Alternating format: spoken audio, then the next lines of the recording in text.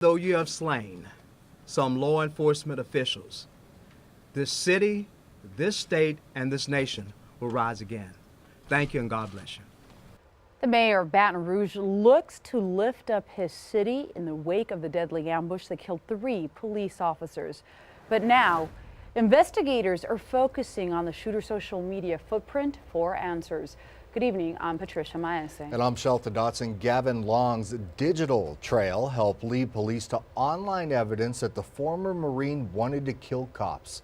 CBS 410's Ashley Cullinane is live to show us all how far someone's digital footprint can go.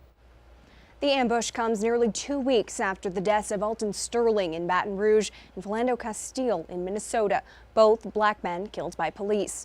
Gavin Long's online posts show he praised the Dallas police shooter and urged people to, quote, fight back against law enforcement.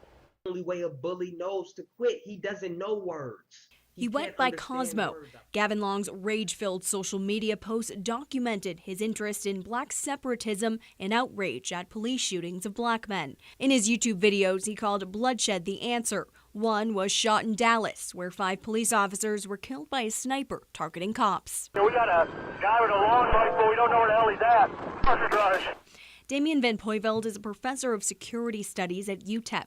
He says Long's posts on a now disabled Twitter and Instagram give investigators clues into motive and possible confidants. A lot of those suspects and a lot of those criminals actually are not very careful about their online persona.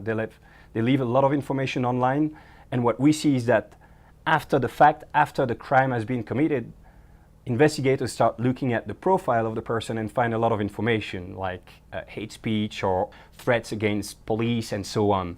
Each and every one of these posts is part of my Facebook friends' online trails. All these photos, comments. Even this video of me talking to you will still exist, even if I delete myself. Click that arrow, that one. There you go. It still exists, as Van Poyveld says, somewhere. It is part of a record somewhere, and a company, the government, YouTube itself will have kept a record of that video, so the video hasn't really disappeared.